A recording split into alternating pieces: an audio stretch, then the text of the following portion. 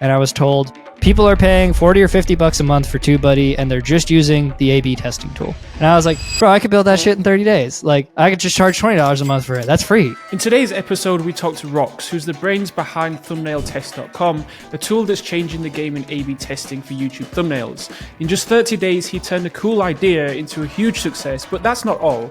Rox is also behind multiple tools like Thumbnail Check, Easy Upload, Clickbox.tv, and more, making waves in the creator community. So I did that, and that was how I really started like getting into the space. So I launched Thumbnail Test. Within a couple months, the Mr.Beast team found me. They watched my Twitch streams, invited me to come work with them for a while. I did that for a little bit.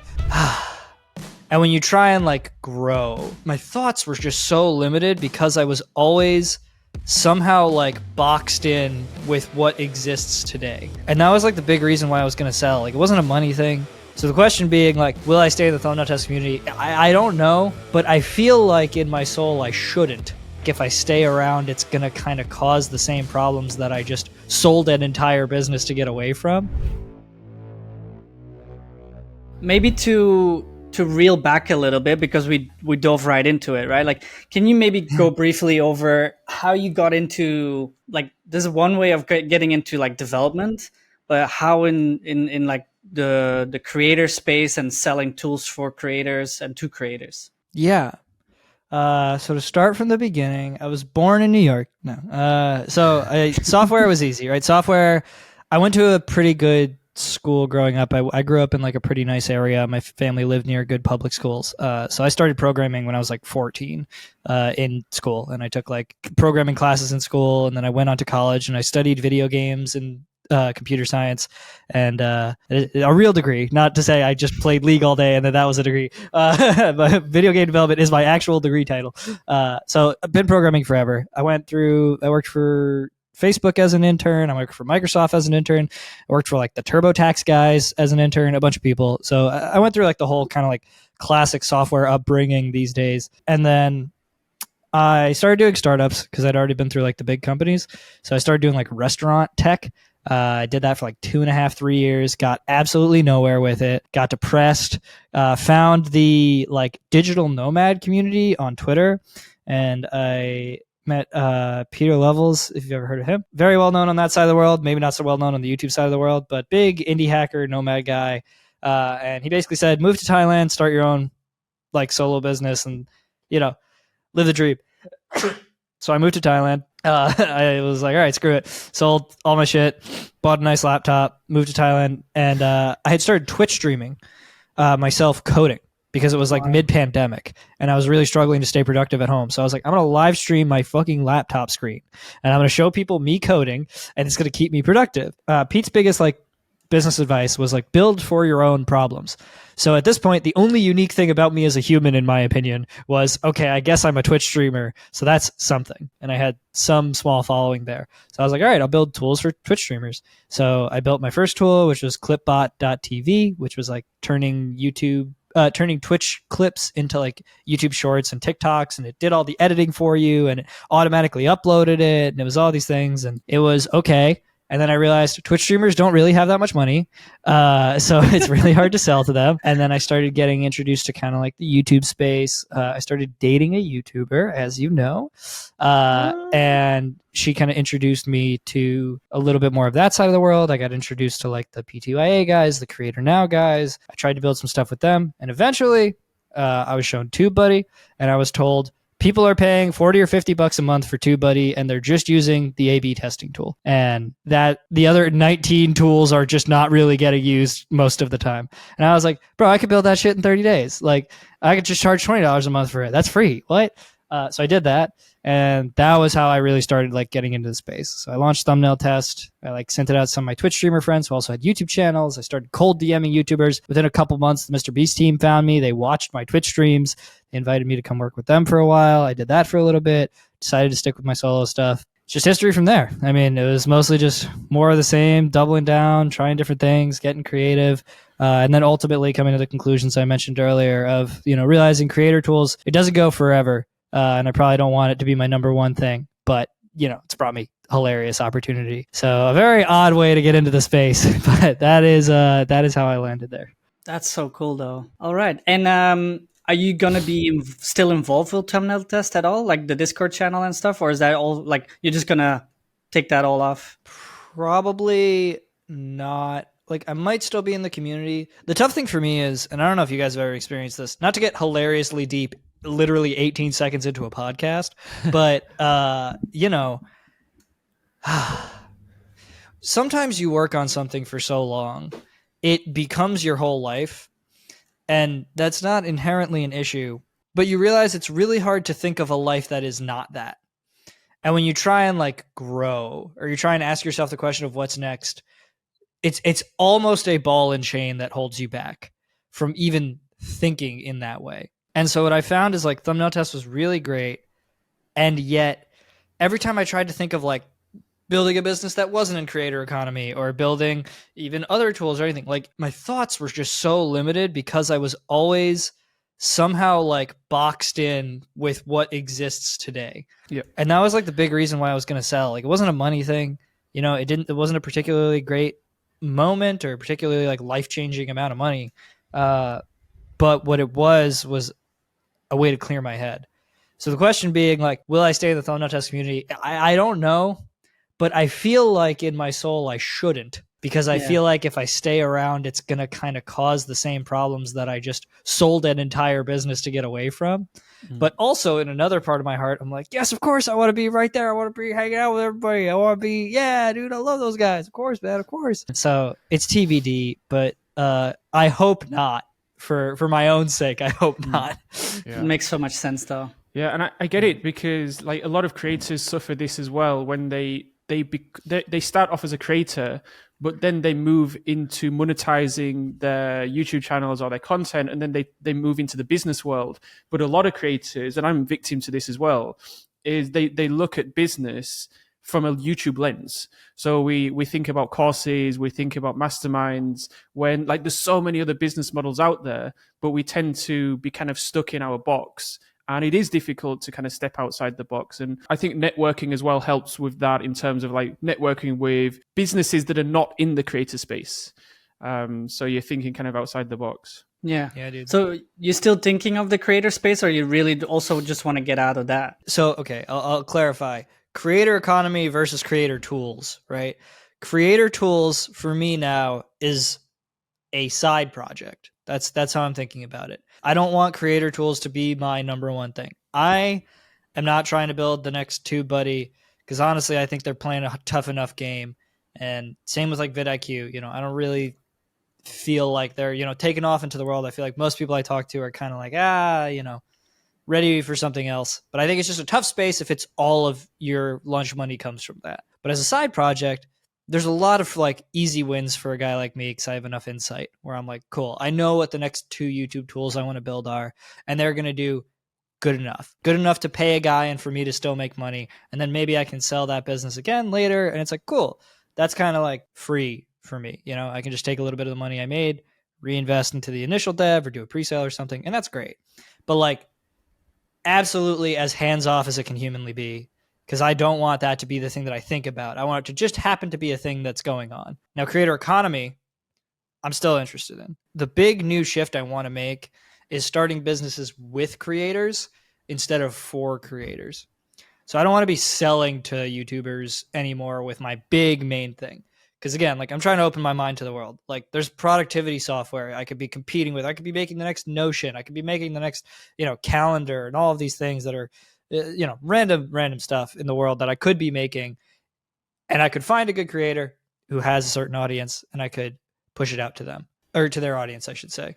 So that's much more interesting to me, because I feel like, creator economy, it's a bit of a grind. It's very risky. It's a tough space, or creator tools. But using a creator as a partner, as distribution, as a co-founder in a business reopens me to functionally anything that I can find a creator making content about. So that's kind of where I'm focusing. I think my next big take. That's what I'm shooting at. That's kind of what the other big creators are doing already, right? Like rather than endorsing other people, they start creating their own like businesses. And like what Mike said before is like, yeah, we think about courses and stuff like that, but there's so much more. And then using your audience, like Mr.Beast, literally he can't sell sponsorships anymore because they can't afford him, because he's he reaches 100 million people in a week's time. Like, who does that? Relatable problems. Yeah, super relatable. Yeah, I me too, wish. man. It's crazy, No one but can that's afford why me. he just had to start his own business, or promote his own business.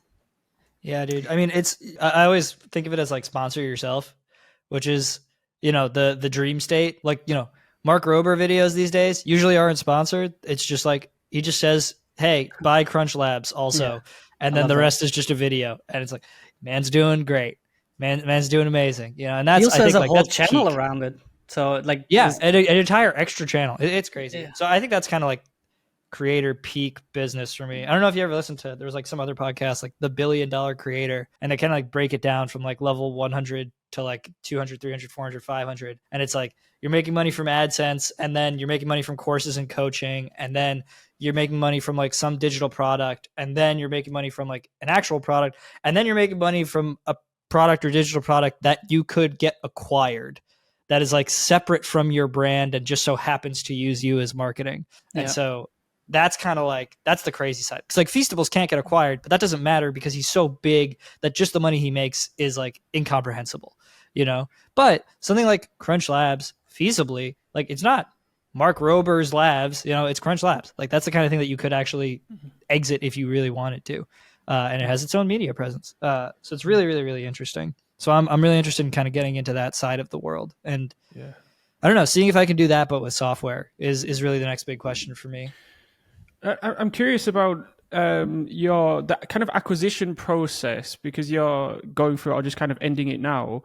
What was that process like? Like right from the beginning, how did you find the company to buy you out? Yeah, so there's a site for this, believe it or not. It's called MicroAcquire, which is it's well known on like the Twitter. Well, actually, it's just called Acquire now. Sorry for the Acquire people. It's literally acquire.com, and it's just like businesses that are selling under the price of like a few $1 million. So usually it's like 5 to 6 figure sale prices, and that's like, you just list your business, you list all your revenue, you just drop a P&L on there. You're very upfront about your numbers, and then anybody can view your numbers. They sign an NDA through the platform, blah, blah, blah. And then, you just get to talking, and they can make you an offer, and then they'll, the money will go in escrow through the platform. It's very good. I didn't end up actually going through the platform in the end, but the person who found me happened to be a guy who I've like interacted with on Twitter before. And then he had sold his business, and then he was on Acquire trying to find a new business to buy. And yeah, he like DM'd me on Twitter, and he was like, oh, hey, I saw your Acquire listing. Like, would love to chat about it. We got talking, made an offer. Dono Test started blowing up, made a better offer. And then I was like, yeah, all right, I can maybe do this. So yeah, that's pretty much it. I mean, that's how it happens these days.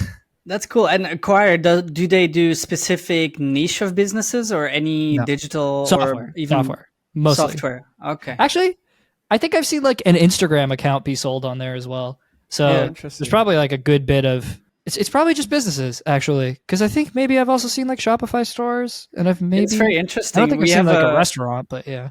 We have a client that actually also, like, they are a broker as well for mainly e-commerce, and they also do YouTube channels.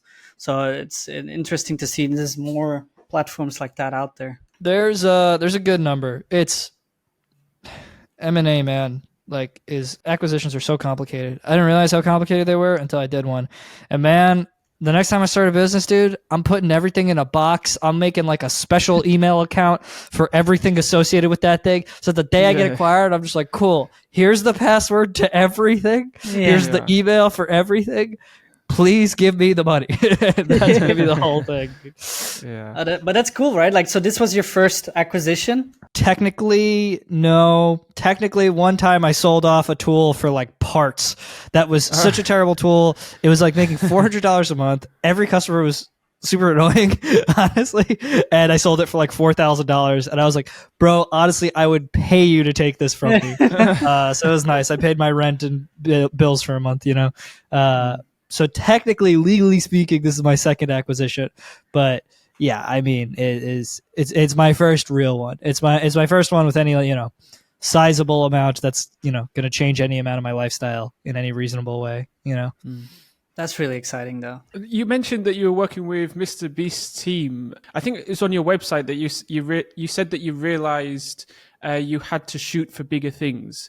And I really like the quote, you are the average of the 5 people you spend the most time with. I'm curious what kind of realizations you had that made you kind of think bigger. I think there's like, and you know, it's, you know, pick 10 negative ways to word it. It's greed, it's ego, it's being an idiot. You know, it's all the above, right? Let's not. I won't beat around the bush and pretend I'm not dumb. You know, they treated me very well. They were kind people. I worked super hard there, but at some point I just realized, like, if I wasn't happy working for Mr.Beast, like, God, they're just, where the hell else, man? Like, that's peak on peak. There's like 100 people at that company at the time. So if it's like, all right, I wasn't good at Facebook, I wasn't good at Microsoft, like, I'm not excited about where Mr.Beast is going to take me, then like, I got to do my own thing. And I think really the realization was pretty much like, you know, I'll put it to you this way. If you run the numbers, the amount I made on Thumbnail Test, including the acquisition and just all the money I made in the past year, is about equal to what I would have made at Mr.Beast or more, let's say, right? Just to keep it vague. So even with what I consider like, you know, kind of a small win, I'm hitting the numbers I would have hit there. So I kind of realized there was this game of like, you see this in the games industry a lot, where, and I want to be very careful with my wording here because I don't want to like villainize it in any way. Because I think in the games industry, it is a villainous thing, but it's not so much in this industry. In the games industry, there's this known thing of like, you find a bunch of college kids who are so excited about video games that they're ready to work 12 hours a day for the next 3 or 4 years, and they'll do it. And you're going to hire them, and they're going to do it, and they're going to burn out, and then they'll get fired because now they can't do the job. So you kind of burn their passion, you know? And to some extent, I kind of viewed myself as like, I only have so many years of that passion. And only when you're like in business for yourself, to some extent, can you really, really, really have like a hilarious multiple on that input, on that time. You know, like it was very clear, like I could probably have painted an upper bound on what I would make working anywhere, for anyone or with anyone. And even like co-founding a thing there, you know, it's like they are so impossibly large with impossible amounts of opportunity. There's so many people who would kill to work there. You know, I'm never going to really be in a position where I have a lot of, let's say, negotiating power. And when I realized that basically like my negotiating power would not extend farther than I could just go make money on my own, like, you do the quick math on a napkin and all of a sudden you're like, shit, man, I'd do as well or better if I went off by myself and I built these YouTube tools. And if that's my bottom line now, I need to start asking myself, how do I like 10x this? You know, which I know it sounds cringe, but it really is a mindset thing. And so for a few months, which you saw on my website, like I really tried to embrace the 10x thing. And it was tough. I mean, honestly, it's taken me a year to really land like anything that feels at all like a 10x kind of opportunity. Which, God, I got to stop saying it because I hate hearing it. It sounds like such a buzzword. I might as well be screaming synergy. Yeah, dude, there's just, you know, it's that same thing of like the poisoning of the mind, you know, is like you actually, I think you give yourself a ceiling sometimes. And sometimes you have to remove the whole building to recognize that you can actually go all the way to the sky again. And then start asking yourself the question of, okay, well, how would I? So like that business with creators thing is like, you know, in the past year, I made X with Thumbnail Test, right? I made like a couple $100,000, let's say. I now endeavor to do so in the next 2 to 3 months with the next thing, right? And then the next thing after that should be even faster, right? And then repeat and repeat. Like, just how do I get to an insane reference point? But it's like, if I don't try, I never will. So like I had to, the big shooting for bigger things for me was the intent, where it was like, I have to come in and say, if this doesn't make hundreds of thousands of dollars in a matter of months, then it's not big enough. Then like the whole concept at its root is never going to be large enough. And functionally, I can't think of a creator tool that hits that, for example, right? Like nothing that I could build, like tens of thousands, sure. Like even in the mid fives, right? But it's just not going to go atomic, you know, it's not going to go like rocket ship kind of shit. It's really tough though, because I remember and then I forget, and then I learn and then I forget, and then I learn and then I forget. And I'm relearning that lesson again right now, about a year after I wrote that. It's just tough, man. It's keeping yourself out of the box of thinking you can only do so much, and then putting yourself into a box of challenging yourself to do just impossible things. It takes so much like consistency and strength and fortitude that I don't yet have, but for short stints, I get it again. So I'm really working on that. I'm really working on trying to think more like that, trying to do more like that. And that's why, like, even though like my heart is broken over selling thumbnail test, and like I know it was the right decision as much as I regret it, it's like I had to do it, you know? Like I had to remove that ceiling from myself because I just know it was always going to feel like it was there. So that was where a lot of that mindset came from, and that's like, you know, how it's been impacting me the past year or so. Yeah, it's interesting that even when you're working with Mr.Beast, you still have it's still a corporation, it's still a company, and you're still working for a company. So you still have those downsides, like you still have a boss, you still have a manager, your pay is capped, as opposed to working for yourself. There's so many different advantages to that, as you mentioned. I'm curious, just to go back a little bit. You doing the kind of digital nomad life, and that also is like the dream for a lot of people. And I'm curious because you lived that life. So you lived in Thailand for a little bit, and then you went back to the US, and then there was even a stint where you were planning to live in the UK, and then you kind of changed your mind, and now you're back in the US. So like, how did that journey go in terms of like, because you could have been living, if your life turned out a little bit different, or if you made a slightly different decision, you could have been living in Thailand, or you could have been living in the UK, but you chose the US. Yeah. Well, thank you for reading my story. I appreciate it. And or my Nomad List profile. A little unclear.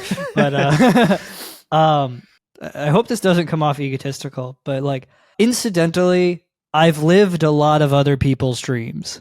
Like the digital nomad things, like so many people dream of it, and I did it, and it was okay, but I didn't love it. It was good, and I needed it at the time, but like I don't love travel that much. I don't want to keep traveling. I realized that I really wanted some consistency in my life, and so I decided like 6-12 months ago to really stop traveling. And then similarly, it was like the UK thing came up because it was a big opportunity to work with a creator in the UK on this new thing I'm mentioning.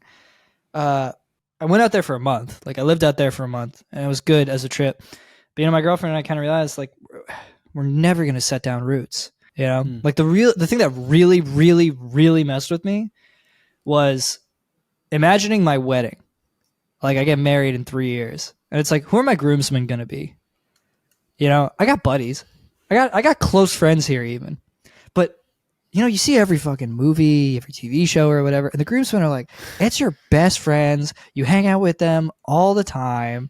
And it's like, man, maybe it's just fucking impossible to have adult friends. Maybe I got to stop moving across the goddamn world, you know? A little column A, a little column B.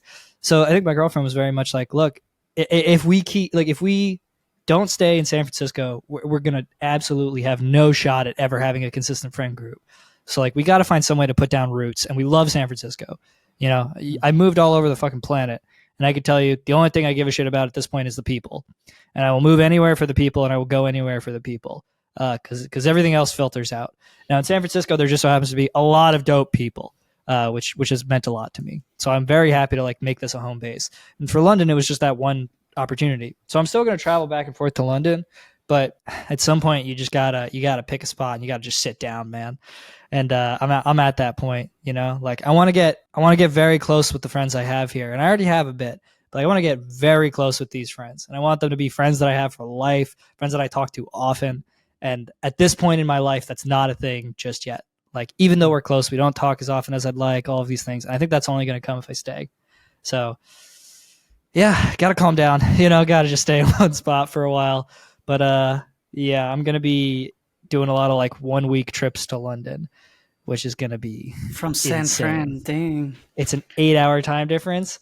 You just don't sleep. That's the whole plan. You just get no sleep for 7 days, and then you die. And that's it. That's the whole thing. Sounds great. Yeah, great, good time. We have that a little bit as well. I feel like we both, Mike and I, we met here in Vietnam, but we're from across the world ourselves. Now that you're mentioning it, it's like, oh yeah, that kind of makes sense. Like I haven't been in Belgium home in 6 years, and yeah, soon enough we will. But yeah, I don't know how Mike how that affects you if you still keep in Not at touch with all. the UK. I keep in touch with my family and friends, but it's interesting because I also lived a digital nomad life for like the first 2 or 3 or 4 years, and it does get tiring because I like my routine, I like my scheduling, and I like, as boring as this sounds, doing the same thing every day and just having a solid routine. So I've kind of settled for living in Vietnam, but I've got an apartment here, and I'm kind of settled in that I want to live here long term. So I couldn't really imagine living back in the UK after living here. It's more of an adventure here. No, I find it very interesting how I found you. Like, Twitter is not something that I use very often, and I don't know if you know much about what we do, but we're basically helping other creators and businesses run their YouTube channels. And there's always this talk about A/B testing. And funny enough, you say TubeBuddy. Most people use TubeBuddy for the A/B testing, but we use keyword research as the main tool. I don't even use the A/B testing of TubeBuddy, and we have a subscription there as well. And then I started using your thumbnail test, and yeah, And it's your not favorite yours piece anymore. of software. Yeah, at the time, yeah, and I was promoting it to Mike as well. I was like, "This is so cool," and so it's still cool. We still like it, to be clear. yeah. That's a But not change using it because of overnight. you. Yeah, like we started this podcast, and I really wanted to see the behind the scenes of what goes into the creator world and the tools behind it. And so, because you've been working with these bigger creators and stuff like that, what are like the biggest mind blowing things if you look behind the scenes of creators, if that makes any sense? I think one of the most annoying things is that everybody's different, like deeply, deeply so. And I think people assume that there's some consistency, and there is, right? Like you got a producer, you got a channel manager, you got, like the rough outline of a team, sure. But dude, everybody's so different. Like for the longest time, I think Ryan Trahan's been like two guys and Ryan, like that's it, 10 million plus subscriber channel, like the Mr.Beast team, in contrast, hundreds, but an insane thing. But then you go to like some of the largest podcasts in the world. Sometimes it's like 3 dudes. Sometimes it's a team of 30. It's just different. Like it's so different. The greatest thing that you come to understand when you're on the back end of the creator economy, which is the biggest reason, not the biggest reason, but probably my favorite thing about it in hindsight, is like everybody either is or wants to be a creator somehow. Like Gordon Ramsay's got a YouTube channel, Motor Trend has a YouTube channel. Disney has YouTube channels. Like everybody's on these platforms in some way. And I think when you're an average creator, that doesn't really matter at all to you. That doesn't really impact you at all. But when you're the guys on the back end, on the tool side, like you get in touch with agencies that are running literally thousands of YouTube channels for the biggest companies in the entire world. And suddenly you're like cutting a contract and you're freaking getting like clips of the movie Frozen being run through freaking thumbnail tests because literally, Disney Indonesia or something is using the tool now, or Cartoon Network Asia or some crap, like just the most obscure things. And so I found it like, for me as a human, to be an insane multiplier in terms of like the industry that I chose, because it just so happens that my customers are famous, which works out really well because then you get to be friendly with famous people, and then like the net impact on your life is very good, which wouldn't really happen if I were building like email software, And now as I look to do the other things, like that's one of the big reasons I want to keep creator tools as like my side project, is so that I can still have that piece, because like it's really cool and like overall generally very beneficial to my life to be friends with people who have friends in high places, and to be friends with people who have like some notoriety and everything. Just because it feels really cool to know those guys. Like they're still really interesting and cool and smart people. Like I look at them in the same way I look at a big entrepreneur. But the opportunity that comes from just knowing people like that, like this next opportunity where I'm going to go build a business with this guy, he was a beta tester of Thumbnail Test. He was there before I had a subscription. He paid me $20 on PayPal 17 months ago to get access to the freaking platform. Like you couldn't even put in a credit card. It was literally just send money to my bank account, and trust me, bro, was the sign up process. And 18 months later, here we are, right? So like that doesn't come, I think, from most businesses. And so that's why I think the back end of creator is so cool. And it's the same thing if you're like a YouTube consultant, you're a YouTube strategist. Like all of a sudden you are a person that these really crazy people in the public eye look to as some form of an expert or having some form of value. And that's really powerful. Much more powerful than I ever could have imagined. But what I like about you on Twitter, or X, whatever they call it right now, you build in public, right? Like you're very open about what you do. And one of the things that I read a few probably months ago by now is that you hit your 10K MRR, and the main reason was because of affiliates, right? Yeah. So that comes back to networking or knowing the right people. But what was your best performing strategy to grow Thumbnail Test? And what were the biggest challenges in that? Affiliates making videos. Yeah. I had a few affiliates, like Think Media made a video about me. Grow Your Gaming Channel made a video about me. Everything else. Oh, and the Creator Hooks newsletter has put me in there a bunch of times. I gave him like a special link. Jake Thomas, absolute homie. Marcus from Grow Your Gaming Channel, also an absolute homie. Nolan from Think Media, probably like the first one to take a big hit on me. But for a long time, it was just the Creator Hooks newsletter. And then the Think Media video came out and I gained like $1,500 in MRR in a day or some shit. It was crazy day of my life. But obviously, I'm paying like half that in affiliate fees. So really, I made like 600 or 700. But then after Marcus made the video, because Marcus, God bless him, made just the perfect video.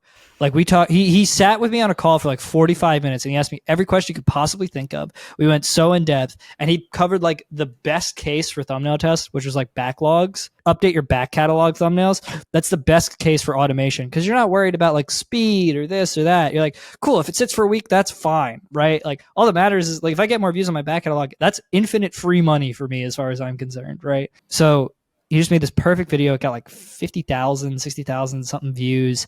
And, on Think Media, I got 1,300 in MRR from like 15,000 views. And so I did like, 4x that on, or 3 or 4x that on just Marcus's video. And then it finally hit this kind of tipping point where enough people had heard of it that it started showing up in all the Discords. It starts showing up in all the newsletters. It starts showing up in like school. Like everybody's just talking about it somewhere or someplace. Recommend it to a friend, recommend it to a friend, recommend it to a friend. And even though that's not all affiliates, like just the word of mouth in this industry is huge when something's actually good and useful. And it took me about 18 months to get to the point of actually good and useful. Yeah. And since then, it's like, business just grows 10% month over month. I don't do anything. So that made it easier to sell. Yeah.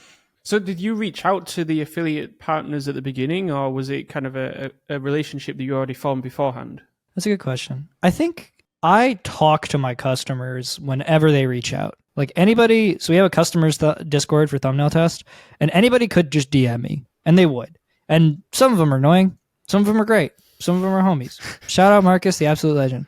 But and shout out Jake Thomas, the also absolute legend. God bless that man. He's been with me. He was like my earliest affiliate that was really crushing it. But yeah, I think usually what happens is like someone becomes a customer and then the affiliate program's open. It's just a button on the sidebar. You can just click it and join the affiliate program. It's a crazy cut. I made the cut insane. You get 60% forever. It's 40% now, but it was 60% for until last week. And like, I think Marcus would like reach out to me with some questions or something. Then he reached out. He said, "Hey, do you have an affiliate link? I have a community and I'd like love to recommend it. It's good software." And then eventually he was like, "Hey man, I want to like make a video on this. Can we chat about it?" But that whole relationship was, months and months and months. Marcus has been using my thing for probably 6+ months at this point before, he decided to make a video. But it's a lot of like, yeah, a lot of YouTubers who are educational, they have a community, they have something, like what you guys are doing, somebody somewhere is going to hear about this and somebody's going to go subscribe to Thumbnail Test because of it. So I didn't really like reach out and say, "Hey, do you want to be an affiliate?" Usually people reached out to me and said, "Hey, do you have an affiliate program?" Which I think is a good place to be in, but also kind of goes to show I wasn't exactly crushing it on marketing. I probably could have been reaching out. I probably could have sped a lot of this up if I had been more proactive about it. But I think all in all, I'm very happy with the way it went, because it's probably better for people to approach you and be like, "Hey, I've been using your thing for 6 months. I think it's great. Can I go talk to people about it and get money?" And me being like, "Yes." And that's the whole thing. So what would you do differently now then? Like, would you, like you say, you want to work together with a creator purely because, not purely, but because they have that marketing already built in as their audience? Or like, how would you get started now if you develop your next tool? For a creator tool, or like how am I going to do the new business for the Yeah. like with So creator stuff? now that you know that affiliate is such a strong thing, would you be more proactive on it, or also just develop it first and see what hits? I'm going to tell you exactly actually what I'm going to do like this coming week or two. I'm going to send out an email to every thumbnail test affiliate. And I'm going to say, hey guys, I sold thumbnail test. You've all been amazing. You've all changed my life. I've made a Discord. It's called Rox Future Affiliates, where I will let you know about any new tools I put out, and I will give you early sign up to the affiliate program with like with like an extra 5% cut or something. And as you all know, I do very aggressive affiliate cuts, and you all know I put out software that doesn't suck. So if you want to, just be first to hear about it, you can join me there. And I'm just going to have that from day one. And to be clear, creator economy in particular, affiliate is usually the largest thing. Like if you see the numbers from TubeBuddy, probably from vidIQ as well, like it's almost always affiliate number one, almost always. There are people who have pulled it off without it. God bless them. Shout out the 1 of 10 guys who just like blew it the hell up on like day one. Absolute legends. But yeah, I'm going to do that. And then I'm also going to send out a similar email to all my customers. And I'm going to say, you've all been amazing. You all changed my life. Here's a link to a Discord for Rox Future Tools. And anytime I build a creator tool, you can all be there to hear about it because you trust me as a builder and as a creator. And you can get early access to it. And in that way, I think I'll like kind of guarantee myself, a bottom line with all the new stuff. Because it's like I have an audience now, which is nice. And I happen to have an audience in this industry of these creators, which makes it easier for me in a meta way to build these tools moving forward. Which is another one of the reasons I sold thumbnail tests. Because in theory, I should be able to go start a new thing and have it do moderately well pretty quickly. And then I can play on my own terms. I can build something that, it's not just like a feature I pulled from TubeBuddy and then made better. I can just pick my own kind of path. So, right now I'm very interested in like data exploration, for example, which probably get into that super deep on the next tool and then sell that to all the consultant guys and make their lives a lot easier or some shit. But the game's easier now, so I don't have to start from zero. But if I were starting from zero, I'd probably still do what I did, but maybe partner with a creator earlier. But, day one, I was just cold DMing YouTubers on Twitter. And that was, got me the first few $100s. So the system still works. Doesn't have to be too complicated. Don't have to have a lot of followers for it. That's great. And so there's no specific next tool in mind yet? No, I have two very specific next tools in mind. Okay, cool. I'm scared to say them because the whole world might clone me. You should. No, let's keep it a surprise then, and then we'll see when it comes out. Yeah. I'll say this much. I'm probably going to try and build stuff for consultants because I think I could make something really useful for consultants and charge like $100 a month. And if life's better, you're not going to give a shit. Data related, like you mentioned. Yeah, something data. That's literally what I like. I do all the data stuff on the back end for our clients as well, and that's one of the things we do it all manually, right? Like you scrape your YouTube analytics, and you create your own conclusions. And I've been talking to people like, can you create an API that literally just scrapes all of that, puts it into an AI, and creates all the and I should have talked to you. You're the third person I've talked to about it this week. Yeah. That's nuts. Okay. Every person's saying the exact same thing. That's all I'm saying. And you know what? Hey, give me $1,000. It's yours forever. Give me $100. It's yours for the month. You do you. That's all I'm saying. And so, I think life also gets easier then. One of the things I found with thumbnail tests that I didn't love, I hated selling to very small creators because it felt like I was taking your last $20 every time. And that just sucks, man. Yeah. Like I want to take $100 from people who have 10,000 and they're like, yeah, okay, whatever, easy. I really don't want to take $20 from people who have $200. That sucks so much. So really also like moving to a space where it's like my tools should only really make sense for the larger guys so that it's then like, if I'm charging you more, you feel like you're getting more value and it's easier and I can do a lot more with a lot less people. Thumbnail Test had, hundreds and hundreds and hundreds of customers. If I got to 100 on some really good data tool, I'm happy. Life's good enough. Like that's great. I've got a very solid business. I can pay a guy to build all the things. I know exactly what to build. I know how to run the community and the Discord and everything. Life's good. So that's kind of like in terms of the YouTube tools where I'm more so looking, where I'm more so paying attention. But yeah, it's going to take, I think it's very hard to pull off a tool like that. Cause it's like just dealing generically with all the data, it becomes a very complicated build. So it's going to take a lot of research and a lot of like, putting a bunch of people in a Discord and asking them a bunch of questions before that one like really nails down to like a very clear product vision. But I know that like that's the area, like that's probably where I feel like I can get another free win, get something really solid, and then maybe one day that gets acquired. Maybe it's just a nice side business forever. Either way, life's good. That's amazing. Awesome. We're going to wrap it up here. Don't want to keep you too long. This was actually very interesting, and I'm very happy that we got some very interesting insights into the world of development and the greater world. Where can people find you right now the best? The best one's always Twitter at Rox Codes, ROXCODES. If you just Google Rox, ROX, and you scroll, I'm first page in the US. In the UK, I'm like the third result. Really? So if you want to help me with my SEO, please just Google the word ROX and then scroll until you find the Twitter account Rox Codes and then click on that. And my personal human SEO will increase, which is my only goal in life. Everything else is bonus points. But no, yeah, especially if you're in like the space, if you're looking at tools and stuff, if you ever have any questions, you ever want to hit me up, feel free to come ping me. Like if you DM me on Twitter and the DM doesn't suck, I'll respond. If you DM me, how do I do startups? I will not respond. But I'm around. Hit me on Twitter. My website is rox.codes or roxcodes.com. And there's like a contact me there if you want to try and pitch me on starting a business. Probably not, but you can pitch me. And yeah, you can read my whole life story there, like these guys did. So pick your poison. Awesome. Yeah, I'll definitely be picking your brain a lot more because this is a problem that I've been encountering for a very long time. Awesome. Thank you so much. Yeah. Cheers. Thank you, Good Rox. chatting.